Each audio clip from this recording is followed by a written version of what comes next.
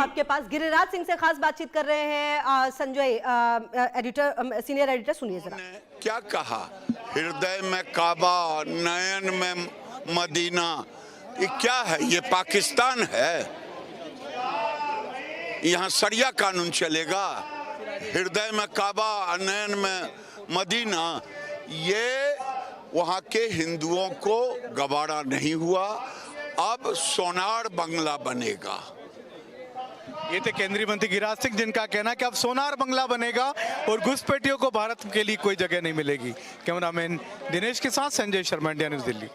भी हो रही थी और देखिए कहीं ना कहीं इस बार का जो चुनाव रहा वो काफी जबरदस्त तरीके से लड़ा गया है। जहां जहां पर भी आप देखिए, चाहे पश्चिम बंगाल की बात करें या जिस तरह से चुनाव के परसेंटेज भी सामने आए। जल्दी से सर आप अपनी बात पूरी करें और उसके बाद फिर मैं आनंद जी के पास भी एक बार जाती हूँ। जी देखिए, दो बातें हैं। पहली बात तो जो प्रधानमंत्री ने जब वो रैलियां करी, जनता के बीच गए, तो अपने आप में, क्योंकि आज से 1 महीने पहले की बात करें और मैं व्यक्तिगत तौर पर बोलूंगा कि तब सूरत हाल अलग थे, समीकरण अलग थे।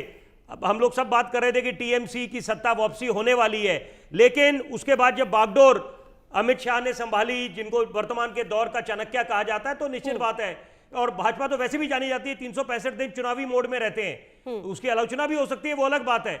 लेकिन जरूरी बात है कि यहां पर देखिए कि ये जो जनादेश मिला है, इसके साथ निश्चित बात है दायित्व कई गुना बढ़ जाता है कि अब आपको डिलीवरेंस करनी पड़ेगी। डबल इंजन की सरकार आई है, तो कोई there is no room for excuses. तो यहां पर अब, क्योंकि देखिए एक बस बात मैं बोलना चाहूंगा कि ये जो आंधी आई थी, ये जो बम्पर वोटिंग हुई है, कम से कम उसका समान ये होना चाहिए कि आप, वो कोई मैनिपुलेशन नहीं थी, कम से कम उससे एक चीज साबित हो जाती है कि ये जो कीर्तिमान नया स्थापित हुआ है पश्चिम बंगाल में, जनता ने बढ़ चढ़कर अपना लोकतंत्र के महापथ में अपनी भूमिका निभाई है, तो इसके बहुत मायने और बहुत बड़ी केस स्टडी बन के उभरेगा ये आने वाले वक्त में। ठीक है, मैं आती हूँ आपके पास। अच्छा, मैं आती हूँ कुशाग्र जी आपके पास भी, लेकिन उससे पहले अनंत सिंह जी, अगर ये 27 लाख वोटर्स जो वोट नहीं डाल पाए, अगर वो वोट डाल देते तो कुछ अलग होता, कुछ तस्वीर अलग होती क्या? इसको लेकर लगातार सवाल उठाए जा रहे हैं।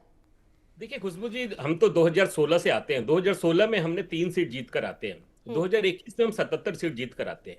हमने पहले भी आपको आज सुबह भी कहा था कि 2021 में लगभग 1000 ऐसे बूथ होते हैं जहां पे हमारे कार्यकर्ता भी नहीं होते हैं, लेकिन लगातार हम जिस तरीके से वहां उस प्रदेश में काम करते रहे, लोगों के बीच में जाते रहे, और उस प्रदेश की जो स्थिति थी, और अभी कुशाग्र जी कह रहे थे राष्ट्रवाद की बात। कुशाग्र जी, 150 करोड़ आबादी का हमारा देश है, ये जानना चाहता है कि आपके यशस्वी परंपरा को आगे बढ़ाने वाले श्रीमंत राहुल गांधी कहां हैं? 5 राज्यों के चुनाव के परिणाम कहां है? वो देश में है या विदेश में? राहुल गांधी कहाँ है? कभी कभी जब संसद से प्रधानमंत्री नदारद होते हैं, कभी नहीं बताते कहाँ गए हैं। आज का बता दीजिए पहली बात। राहुल गांधी जीत हो रही है बंगाल में, इलेक्शन कमीशन को धन्यवाद दे रहे हो, यहाँ आके फिर राहुल गांधी 2021 के बाद राहुल गांधी से लेकर और 2026 को बोलो मणिपुर कहाँ है? न्यायालय में गई है प्रधानमंत्री, इलेक्शन खत्म हो चुका है, कम से कम प्रधानमंत्री को बोलिए मणिपुर जाए, बंगाल में झालमुड़ी खाइए, वहां पे प्रधानमंत्री पूरे देश में जाएंगे। मणिपुर लगातार चल रहा है, अब तक चुनावी मोड में रहेंगे। 12 साल से चिंता मत करिए, आप अपने युवराज की चिंता करिए, बैठ के आप लोग अपनी पार्टी की चिंता करिए, आप 3 महीने। ठीक है, चलिए ये चर्चा जो है लगातार जारी रहेगी और इस पर भी हम लगातार बातचीत करें। बहुत छोटे से ब्रेक के लिए रुक रहे हैं, लेकिन तमाम मेहमानों की मौजूदगी मेरे साथ।